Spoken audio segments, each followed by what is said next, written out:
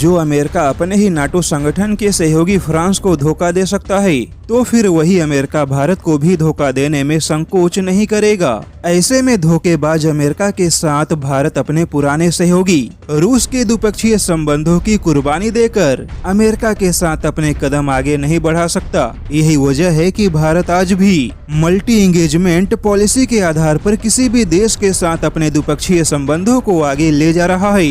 और इसी के साथ भारत ने अमेरिका को भी यह संदेश दिया कि अगर भारत के साथ रूसी हथियारों के व्यापार में कमी आई है तो उसकी मुख्य वजह अमेरिका का दबाव नहीं बल्कि भारत के अपने स्वदेशी हथियारों की सफलता है। और अब रूस ने भारत की ऐसे ही सफलता को बहुत बड़ा तवज्जो देते हुए रूस ने दुनिया के सबसे अत्याधुनिक टैंक T-14 आर्माटा टेक्नोलॉजी का प्रस्ताव भारत को दिया है। और अगर भारत रूस के इस प्रस्ताव को स्वीकार करता है तो यह टैंक भारत में ही बनेगा। हालांकि रूस ने भारत को यह प्रस्ताव इसलिए दिया ताकि दोनों ही देश भविष्य के हथियारों के विकास को बढ़ावा दे सके।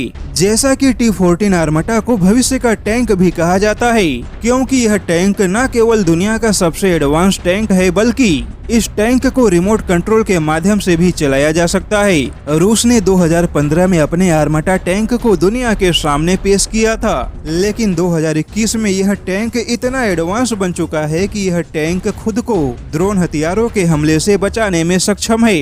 और यह टैंक बिना किसी क्रू मेंबर के दुश्मन के टारगेट को निशाना बना सकता है। और आर्माटा के ऐसी ही खूबियों की वजह से इस टैंक को भविष्य के युद्ध के लिए बड़ी तैयारियों के तौर पर देखा जा रहा है, क्योंकि देखने में यह टैंक भले ही पुराने पारंपरिक टैंक जैसा ही लगे, लेकिन इस टैंक की टेक्नोलॉजी इसे भविष्य के युद्ध का सबसे बड़ा योद्धा बनाती है।